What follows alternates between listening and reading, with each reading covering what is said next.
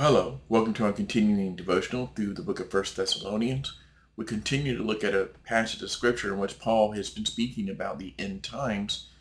He's still speaking about that, but now he switches the emphasis from what will happen in the end times and from us, what we do know and what we don't know, to how we should live in as we await the return of Jesus. So let's look at First Thessalonians chapter 5, verses 5 through 8, which say this. For you, talking to Christians, you are all children of light, children of the day.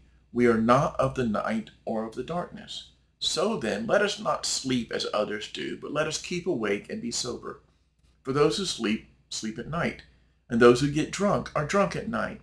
But since we belong to the day, let us be sober, having put on the breastplate of faith and love and helmet for the hope of salvation. So he begins in verse 5 by explaining that Christians have a new nature and a new relationship and a new status with God. They're not like those who are still in darkness. He says, you are children. You all of you are children of the light. You're children of the day, which means you're going to be okay on judgment day because you belong not to the darkness, but to the light. We are not of night, verse 5 says, or of the darkness. But then he goes on in verse 6 to say that based on this new enlightenment that God has given us, this new nature he's placed in us, this new heart, this new relationship, this new status, with him, based on all of this, that we are children of the light, verse 6 says, then let us not sleep as others do. Our life and our conduct should align with our spiritual condition. We should be awake. We should be sober. That means we should be self-controlled. We should be spiritually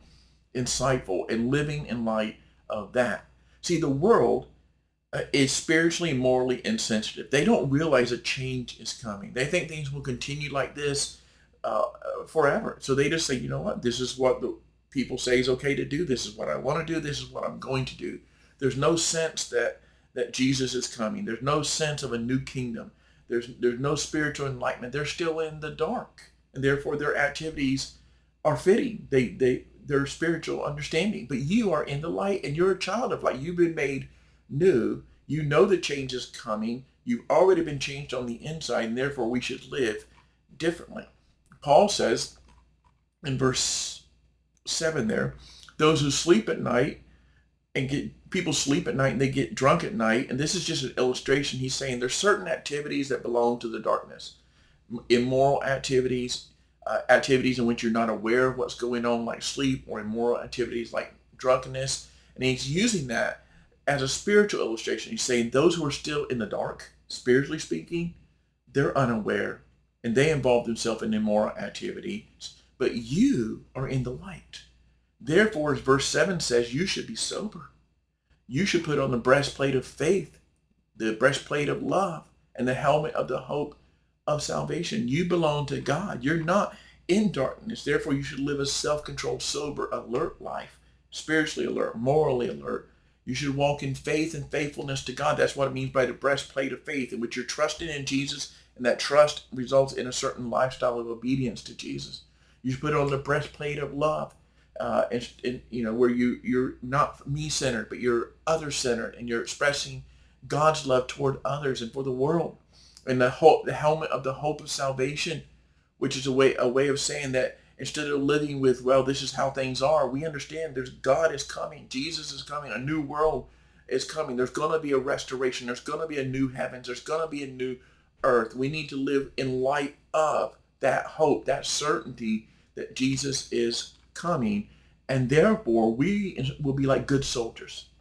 Good soldiers have their armor ready, and they wear it, and they're prepared so that when the battle comes, they're not unprepared and they have victory and success.